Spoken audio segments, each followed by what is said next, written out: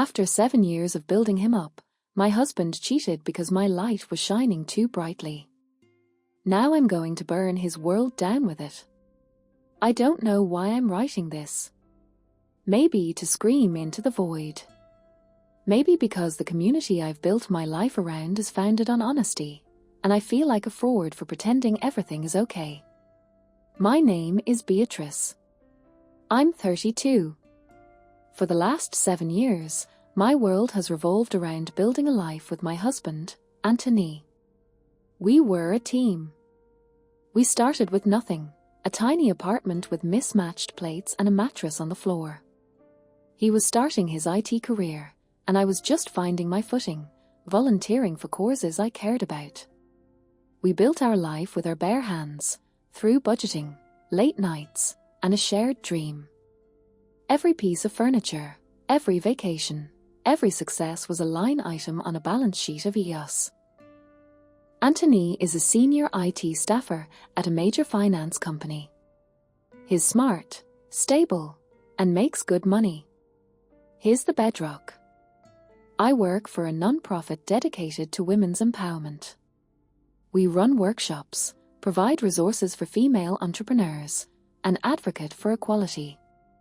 My pay isn't great, but my work fills me with a purpose that money can't buy. It's my passion. Over the years, I've used my Instagram account, @BAEmpowers, not for selfies, but to build a genuine community around this work. It grew. I host online talks, collaborate with other advocates, and I get to meet the most incredible people. My life is full. It's vibrant. And I think, somewhere along the way, my husband started to resent me for it.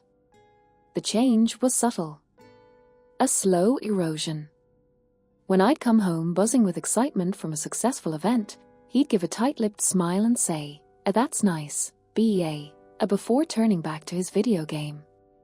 When I was featured in a local online magazine, he didn't share it. He said he forgot. Our conversations became one-sided. I'd ask about his day, and he'd give one-word answers. Fine. Same. Boring. I tried to draw him in. Come to this fundraiser with me. You'll meet so many interesting people. He'd always have an excuse. I'm too tired. It's not my scene. He started going out for a beer after work more often. I trusted him. In 7 years, I had never, not for a second, worried about infidelity. The foundation we built felt unshakable. What a fool I was. A foundation is worthless if one of the builders secretly wants to see the house collapse. Last Thursday, he came home late. He smelled of cheap beer and a cloyingly sweet perfume I didn't recognize. He was clumsy and avoidant. He mumbled something about his team having a mandatory fun night and went straight to the shower. I felt a cold knot in my stomach. I did something I've never done before. When he was asleep, I looked at his phone. I didn't need to dig. It was right there on the screen. A text from a woman named Amber. "Last night was amazing. You're so much more fun than you let on at work. Winky face ear." My blood turned to ice. It wasn't even locked. It was like he didn't care if I found out. But the worst part was scrolling up. It wasn't a one-night stand. It was a chain of messages going back 2 months. Plans to meet. Flirty jokes. And then, the message that broke me. "Amber, your wife sounds so intense. All that empowerment stuff must be exhausting. Anthony, you have no idea. Sometimes a man just wants to be with someone simple. Someone who just lets him be a man." Simple. That's the word he used for the woman he cheated on me with. After 7 years of building, of loyalty, of me cheering for every single one of his promotions while building a career of my own, He wanted a simple. I haven't confronted him yet. I've spent the last 3 days existing in a silent, out-of-body horror film. I look at him across the dinner table, the man I swore to love for the rest of my life, and all I see is a stranger.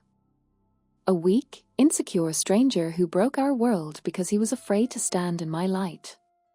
I don't want to scream. I don't want to cry. I feel an unnerving sense of clarity. He didn't just cheat on me. He disrespected my life's work. He belittled my passion. He chose a cheap thrill over 7 years of unwavering partnership. He thinks I'm intense. He has no idea. He just tore down our house. Now I'm going to use the rubble to build myself a castle, and I'll make sure he's left with nothing but the dust. I just don't know where to start. Update 1. 2 weeks later. Thank you all for the tidal wave of support. Reading your comments, your advice, your own stories, it was like forging armor. I realized that the community I've been building for others is now here to build me back up. And it worked. I orchestrated the confrontation with the precision of a non-profit garler. I waited until a Sunday morning. I made coffee, just like always. I sat across from him at the dining table we bought with our first real bonus checks. I didn't yell. I started calmly. Anthony, I need you to tell me about Amber. The color drained from his face. He sputtered. He denied. He tried to gaslight. Who? I don't know anyone named Amber. Is this from one of your work things? I just slid his phone across the table, open to the message thread. This Amber, I said, my voice steady. The simple one. He broke. It wasn't a clean break. It was a pathetic, messy crumbling. He started crying, actual heaving sobs. He confessed everything. She was a junior associate from another department. They started talking at a work happy hour. He said he felt invisible here at home. He said I was always so busy, so passionate, and he just felt like a boring old Anthony. He said she made him feel exciting here and a scene. I let him finish his whole, miserable monologue. When he was done, hiccuping and wiping snot on his sleeve, I didn't offer a tissue. I offered a diagnosis. So, let me see if I understand, or I began, my voice as cold and clear as ice. For 7 years, I supported you, celebrated you, and built a life with you. In the last few years, I also built a career that I'm proud of, one that helps people. And because you lacked the courage to find your own passion, because you felt inadequate standing next to me instead of proud, you sought validation from a subordinate who flattered your fragile ego. You didn't cheat because you fell in love. You cheated because you're a coward. Is that about right? The look on his face, a mixture of shock and shame, was all the confirmation I needed. I want you out, I said. Today. Pack a bag. Go to a hotel. Go to her place. I don't care. We'll sort out the rest later. But as of this moment, we are done. He begged. He pleaded. He promised to quit his job, to go to therapy, to do anything. I just stared at him until he finally stood up, defeated, and went to the bedroom to pack. The moment he walked out the door, I did 2 things. First, I changed the locks. Second, I activated my network. I posted a carefully worded, vague message to my Instagram community about facing a personal structural collapse and needing to find illegal architects who specialize in building new, stronger foundations for women. Within an hour, I had 3 direct messages from some of the most respected female divorce attorneys in the city. I have a consultation with the top one tomorrow. She's known for being a shark, but a shark who fights for women. Anthony thinks this is about a broken heart. He's about to find out it's about a broken contract. And he's liable for damages. Update 2, 3 months later.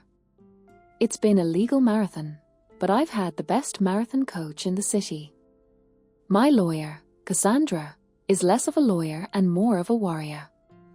The first thing she told me was, a grief is for later. Right now, we strategize. The divorce proceedings were ugly on his end. Anthony, realizing I wasn't going to take him back, swung from pathetic pleading to bitter resentment. He tried to argue that my non-profit salary was negligible and that he was the primary breadwinner, thus he deserved to keep the majority of our assets. He tried to claim that my Instagram was just a hobby, and that my so-called community was a distraction from my wifely duties. It was disgusting. But Cassandra was ready. We presented a full accounting of my non-monetary contributions. The hours I spent managing our household, the value of the network I built that he benefited from socially, the emotional labor of supporting him through his career anxieties. We built a case that our marriage was a partnership, and his breach of contract devalued my investment. During the discovery process, where we had to exchange financial documents, Cassandra insisted on a forensic audit of all his devices, his work laptop, his personal computer, his phone, to ensure he wasn't hiding assets. He fought it, but the judge approved it. And that's when we found the gold mine. The IT expert Cassandra hired found something interesting on his work laptop. Anthony, the high-profile IT guy, had been incredibly sloppy. He was running a side business using his company's resources. He was building and hosting websites for a handful of clients, a local car dealership, a dental office, a restaurant, using his employer's servers and software licenses. He was funneling the payments into a personal PayPal account that he hadn't disclosed. It was a clear violation of his employment contract, a security risk for his company, and, best of all for me, undeclared income that he was hiding from our marital assets. Cassandra's face lit up with a predatory grin. "Oh, Anthony," as she whispered, looking at the report. "You didn't just cheat on your wife. You cheated on your boss. We didn't use it as a threat. That wasn't the plan.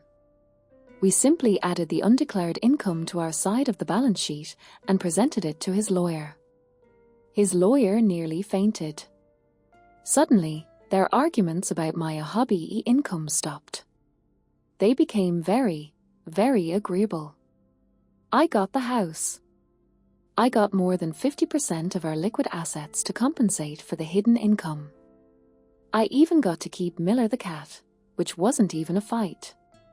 The divorce was finalized last week. Anthony signed the papers looking like a ghost. He thinks he's just lost his marriage. He has no idea that the real storm is still coming. Final update, 6 months later. It's been 6 months. Some of you were asking for the aftermath of the divorce settlement. So here is the final update, and I will bury this. It's over. All of it. 2 months ago, my lawyer, through a third-party ethics consultant to ensure absolute anonymity, compiled a detailed report of Anthony's activities. It included proof of his use of company servers, the software licenses he was exploiting, and the security vulnerabilities he created by running outside business on a firewalled corporate system. A copy was sent to his company's head of global IT security and their chief compliance officer. I didn't hear anything for 3 weeks. Then, one of my contacts in the tech world sent me a message. "BEA, something big is happening at Anthony's company. A whole team got canned for a major security breach. Your ex's name is on the list." He wasn't just fired. He was fired for cores involving gross misconduct and putting the firm at risk. In the world of high finance IT, That's not just a red flag, it's a career death sentence. No reputable firm will touch him. I saw him once since then. I was leaving a coffee shop and he was walking down the street. He looked diminished. His expensive suit was gone, replaced by worn-out jeans and a faded hoodie. The confident swagger was replaced by a defeated slump. He saw me, and for a second, I saw a flicker of the old rage in his eyes, but it was quickly replaced by a profound, empty hopelessness. He knew.